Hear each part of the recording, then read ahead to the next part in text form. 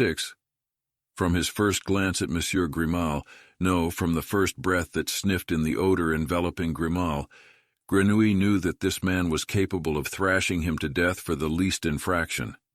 His life was worth precisely as much as the work he could accomplish, and consisted only of whatever utility Grimal ascribed to it.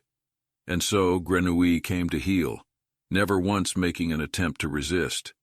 With each new day he would bottle up inside himself the energies of his defiance and contumacy, and expend them solely to survive the impending ice age in his tick-like way.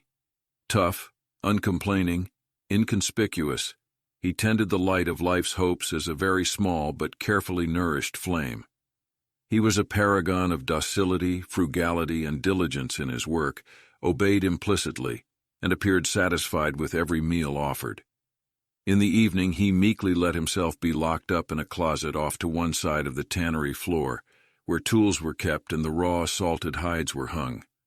There he slept on the hard, bare earthen floor. During the day he worked as long as there was light, 8 hours in winter, 14, 15, 16 hours in summer. He scraped the meat from bestially stinking hides, watered them down, de-haired them, limed, baited, and fulled them, rubbed them down with pickling dung, chopped wood, stripped bark from birch and yew, climbed down into the tanning pits filled with caustic fumes, layered the hides and pelts just as the journeyman ordered him, spread them with smashed gallnuts, covered this ghastly funeral pyre with yew branches and earth. Years later he would have to dig them up again and retrieve these mummified hide carcasses, now tanned leather, from their grave. When he was not burying or digging up hides, he was hauling water.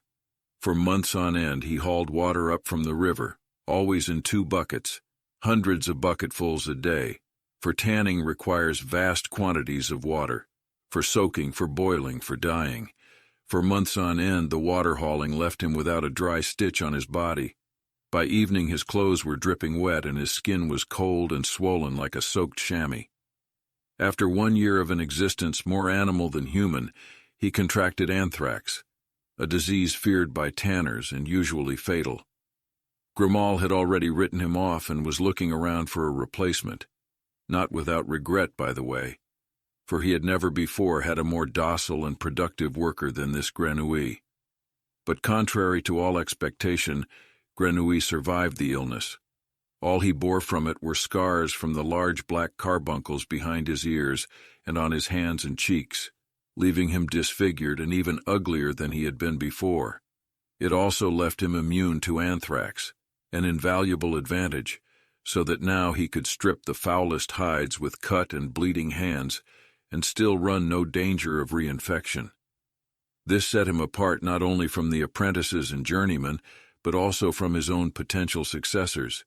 And because he could no longer be so easily replaced as before, the value of his work and thus the value of his life increased. Suddenly he no longer had to sleep on bare earth, but was allowed to build himself a plank bed in the closet, was given straw to scatter over it and a blanket of his own. He was no longer locked in at bedtime. His food was more adequate. Grimal no longer kept him as just any animal, but as a useful house pet. When he was 12, Grimal gave him half of Sunday off, and at 13 he was even allowed to go out on weekend evenings for an hour after work and do whatever he liked. He had triumphed, for he was alive, and he possessed a small quantum of freedom sufficient for survival.